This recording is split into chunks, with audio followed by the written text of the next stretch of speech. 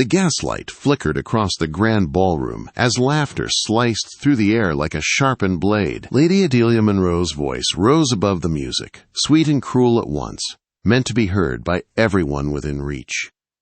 Miss Marchwood has accepted the hand of the penniless Baron Harrowgate. How very charitable of her. The word charitable dripped with poison. A ripple of laughter followed, soft but eager, like hounds catching a scent. Fans lifted halfway to hide smiles. Heads leaned together. Judgment spread quickly in silk and whispers. Eveline Marchwood stood near the marble archway, her body still, her gloved fingers clutching her mother's old pearl brooch as though it were the last solid thing in the room.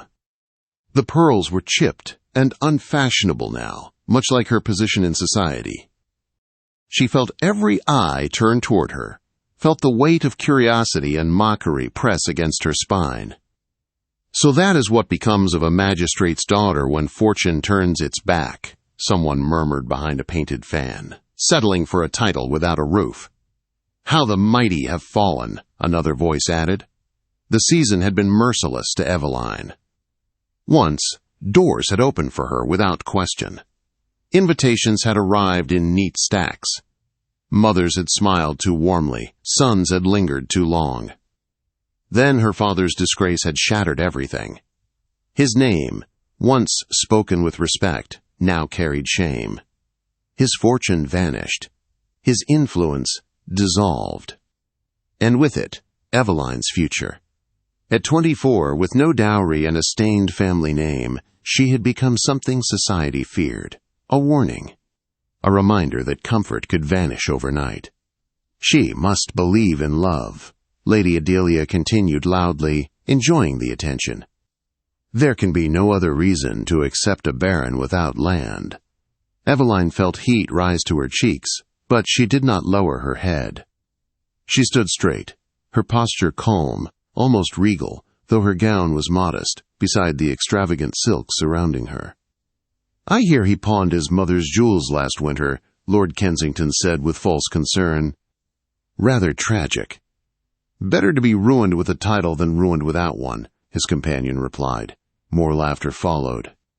Eveline took a slow breath and stepped forward. Each step across the marble floor was measured and deliberate. The crowd parted, not out of respect, but anticipation.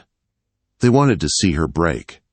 She stopped near the refreshment table where Lady Adelia held court, surrounded by admirers and loyal followers.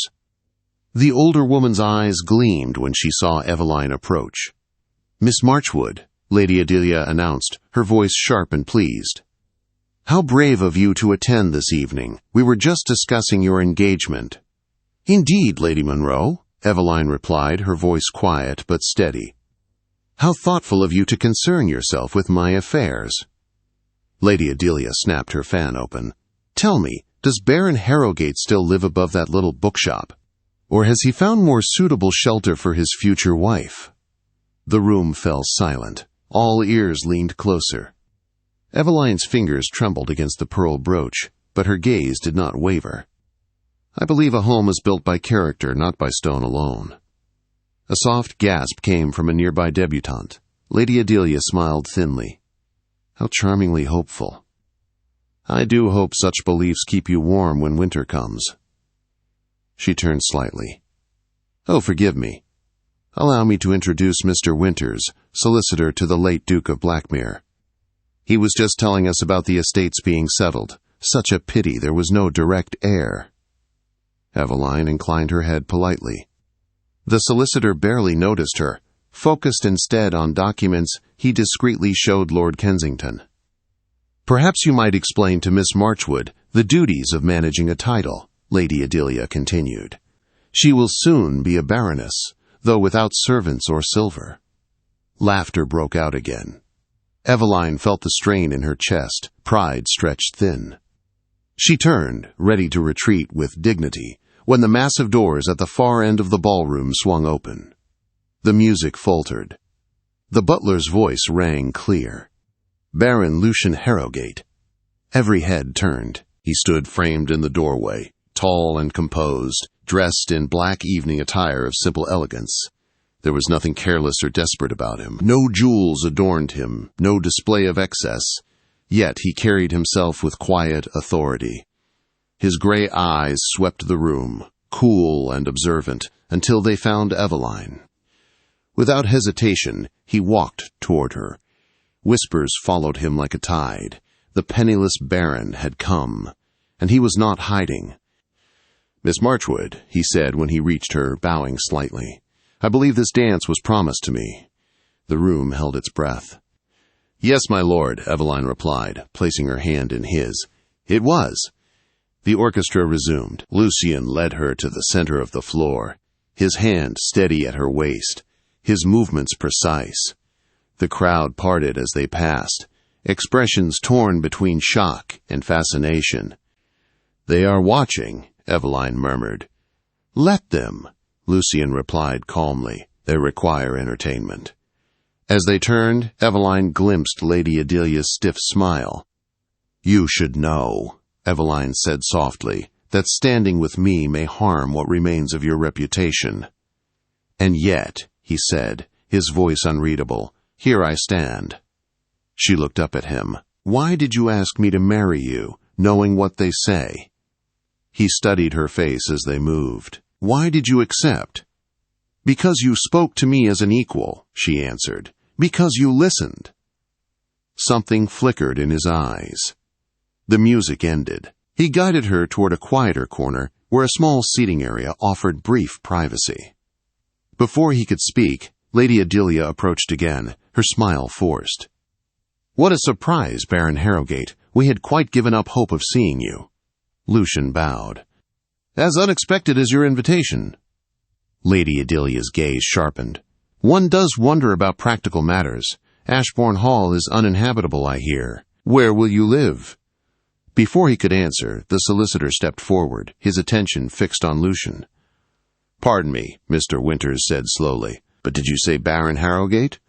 "I did," Lucien replied, "and you are Mr. Winters." The solicitor's eyes widened. "May I ask your mother's maiden name?" Lucien hesitated. "Rayburn." A murmur spread through the crowd. "And your age?" Winters pressed. 32. The solicitor drew in a sharp breath. He pulled a sealed document from his coat. "My lord," he said quietly, "I have been searching for you. There is a matter concerning an inheritance long thought lost." Lady Adelia paled. "Inheritance?" "That," Winters said firmly, "is a private matter." Lucien's hand moved unconsciously to the worn signet ring on his finger. "I will meet you tomorrow," he said at last. The whispers erupted. As Lucien turned back to Eveline, she saw something she had not seen before. Shock. 3 weeks passed. Rumors spread faster than truth ever could. Eveline received only a brief note from Lucien, asking for trust. Then, on a rain-soaked afternoon, Mr. Winters arrived at her door. What he revealed would change everything.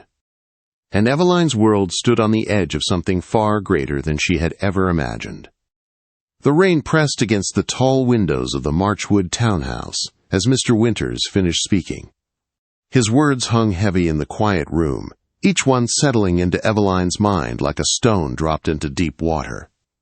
"The man known as Baron Lucien Harrowgate," the solicitor said gently, "is in truth Lord Lucien Rayburn Blackmere, rightful Duke of Blackmere." Eveline did not speak. She sat perfectly still, her hands folded in her lap, her thoughts racing too quickly to grasp. Duke. Fortune.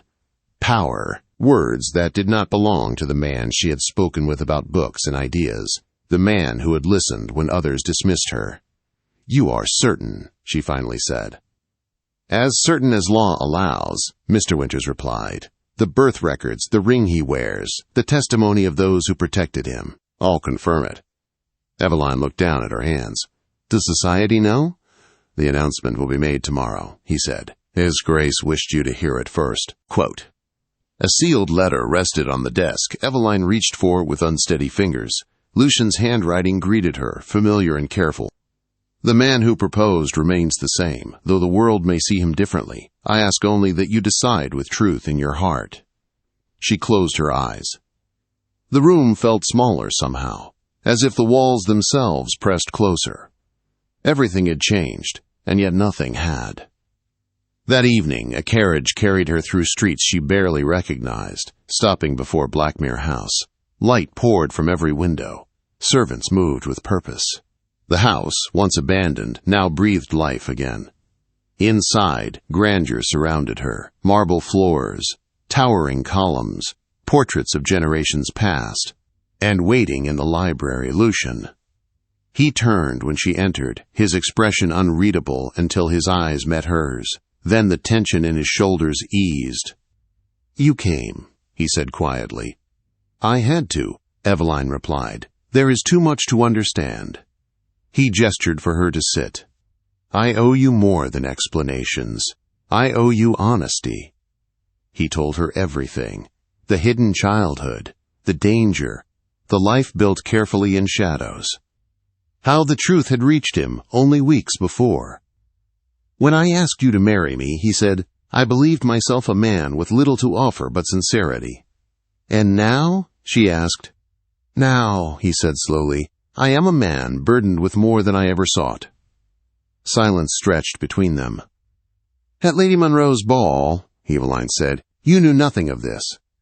"No," he said, "I was content to remain unseen." She studied his face. "Then nothing you said to me was false." "Nothing," he answered firmly. She stood and walked toward the fire. "You must understand my hesitation. The world will now see me differently. They will say I stayed for your fortune. And if you left," he said quietly, "they would praise your restraint." She turned back to him. "What do you want, Lucian?" He did not hesitate. "I want you to choose freely, not as a woman cornered by circumstance, but as one who sees the truth of me." He reached into his pocket and withdrew a small box, opening it to reveal a sapphire ring that glimmered softly. "This is not an obligation," he said. "It is a question." Eveline's breath caught. Before she could answer, a servant announced Lady Adelia Monroe. Lucian's mouth curved into a restrained smile. Perfect timing. Lady Adelia entered the blue drawing room with practiced grace. Though her eyes betrayed calculation, she curtsied deeply. "Your Grace," she said smoothly, "I came to offer guidance." Lucian remained standing. Unnecessary. Her gaze flicked to Eveline, then back. "Society is eager to welcome you. Certain alliances—" "My alliance," Lucian interrupted, "is already chosen." Lady Adelia's smile faltered. "Surely circumstances have changed." "Indeed," Eveline said softly. "They have revealed character." The room grew still. Lady Adelia recovered quickly. "Of course, I meant no offense." Lucian's voice cooled. "You meant amusement." Her fan tightened in her grip. "I believe," Lucian continued, "that you owe Miss Marchwood an apology." Lady Adelia's pride wavered. Slowly she inclined her head. "If my words caused discomfort, I regret them." Eveline met her gaze evenly. "Accepted." Relief flickered across the older woman's face. When she departed, Lucian turned back to Eveline. "You showed mercy where others would not." "Power does not require cruelty," Eveline said. "I learned that from you." He stepped closer. "Then you understand why I hope you will stay." She looked at the ring once more. "I did not accept you because you were poor. And I will not accept you because you are powerful." He nodded. "I accept," she said, "because you are the same man." The breath he released was unsteady. He slipped the ring onto her finger, his hand warm around hers. "Tomorrow," he said, "the world will see us." "And tomorrow," Eveline replied, "I will not bow to it." Quote, "Beyond the windows the rain eased, leaving the city washed clean, as if preparing for a reckoning neither of them could yet imagine." Blackmere House had not seen such light in years. Candle flames danced in every chandelier, throwing gold across marble floors polished until they mirrored the stars above. Music drifted through the halls, steady and elegant, filling spaces that had once known only silence. The great ballroom breathed again, alive with movement, color, and expectation. London society arrived in full force. Carriages lined the drive, one after another delivering dukes, ladies, ministers, and families who only weeks earlier had whispered with delight at the downfall of Eveline Marchwood. Now they stepped inside Blackmere House with carefully arranged smiles and rehearsed reverence. Eveline stood alone in a quiet antechamber, her hands resting lightly before her. Her gown of deep sapphire silk caught the candlelight with every breath she took. The diamond tiara felt heavier than she expected, not from weight, but meaning. She barely recognized the woman reflected in the mirror, composed, poised, and undeniably powerful. Yet beneath the finery, she was the same woman who had stood alone by a ballroom archway and endured laughter without breaking. A soft knock sounded.